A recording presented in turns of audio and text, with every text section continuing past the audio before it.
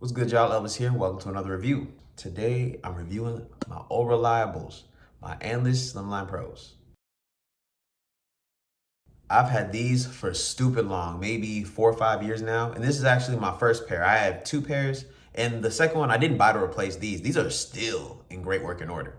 I only had cordless clippers at a certain point, so I bought two of everything because I got tired of like one of my clippers or one of my trimmers dying, and I have to plug it up like it's corded. I'm like, nah. So I just bought two of everything, so when one dies, I can just throw it on the charger, grab another one, no time wasted. The main thing I really love about these trimmers is like the real slim profile. He has a T-blade on there, but it's nice and narrow, so it makes it easy to get in little small places like around the face. And I also think these are great for cutting kids because with most trimmers, the blade is kind of wide. Here are my FX trimmers.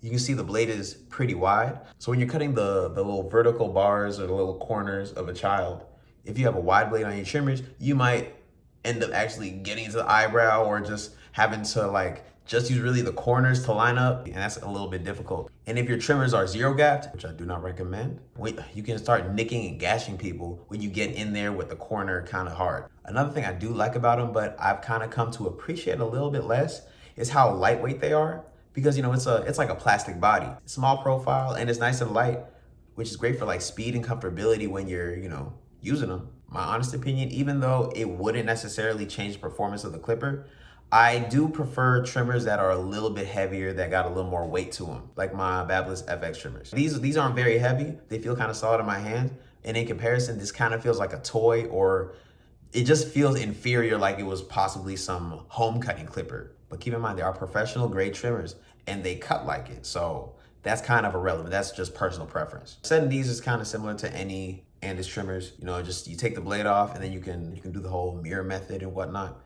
Like I said, I don't really care to zero gap my trimmers because I feel like barbers are just kind of really obsessed with zero gapping trimmers. And I understand because you want your trimmers to hit as hard as possible. But realistically, trimmers only need to be sharp enough to cut the hair cleanly and bluntly, not so sharp that they actually cut the skin. And like I said, I like using these for kids, even though like I don't have any kid clients anymore. I might have a few high school students and like some little homies, but overall I don't really accept kid clients. So I guess that's another thing that's not really relevant to me anymore. But when I did cut kids, I use these specifically for kids. I have a pair of black Slimline Pros, and the main reason I used this one for kids was because I set the blade slightly duller than my main pair. So when I'm cutting kids as comfortable as possible, because for kids, the comfort they feel during the haircut is high priority. It's because it's very difficult to do a good service on a kid who is visibly uncomfortable and acting out and squirming and all that stuff.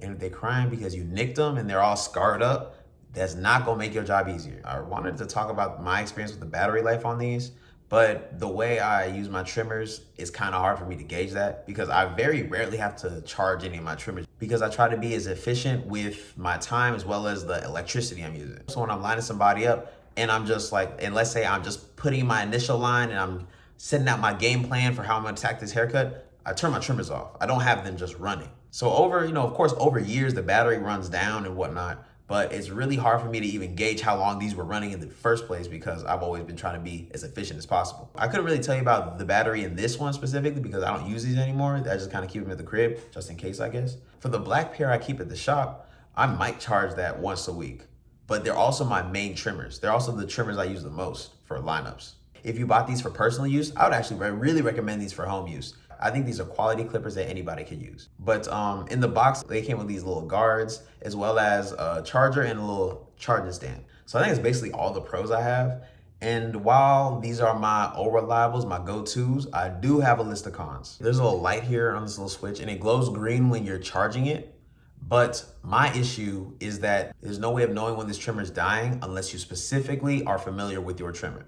Like the light doesn't flicker, doesn't give you any kind of indication, but after using these for so long, I know they're about to die because the pitch of the motor changes. It's a lower pitch. So just turning it on, I can tell whether or not it needs to be charged, but that's something that came specifically with experience. Okay, also this is something that hasn't affected me too much, but I hear it's a big issue for other people. But a lot of people have trouble with the switch on here, where like either it might break or come off or anything. And over my 4 or 5 years of having these, I haven't had any issue with these, but with my black ones, which I've had for maybe 2 to 3 years, I'm having a little bit of issue with it, but it doesn't affect me using it at all. It's just, it clicks kind of funny when I turn it on.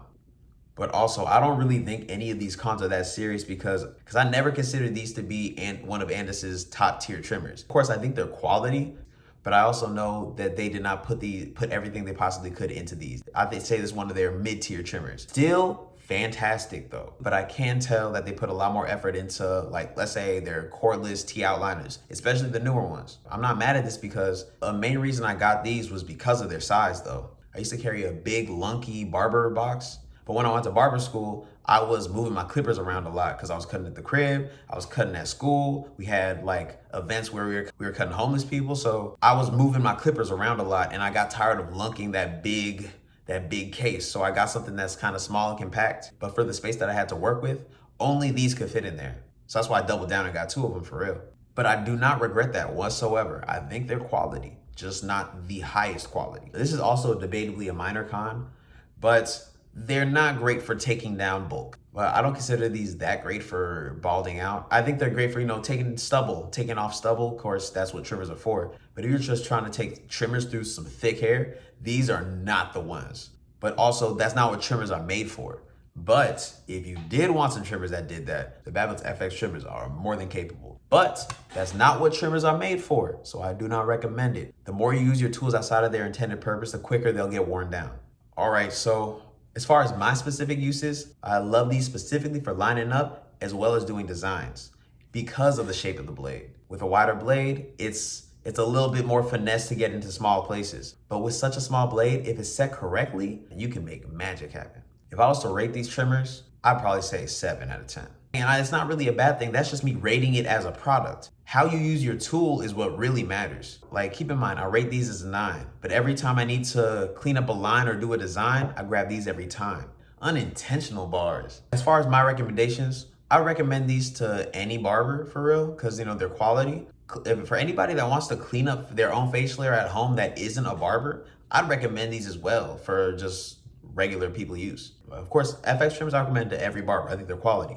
But these I recommend to anybody, period, because they're generally quality, but they're also really affordable. I think the most I ever paid was like maybe 60, 70-ish. I don't remember off the top of my head. But I know for sure I could get 2 of these for the price of these. All right, y'all, but that is my review. I appreciate y'all watching. If you have any comments, concerns, you want to share your experience with these trimmers, go ahead and drop them in the comments. We really appreciate it. If you got any value from this video, go ahead and like and subscribe. That means a whole lot. If you haven't already, follow me on Instagram @CutsByElvis. But till next time, craft over clout, I'm out.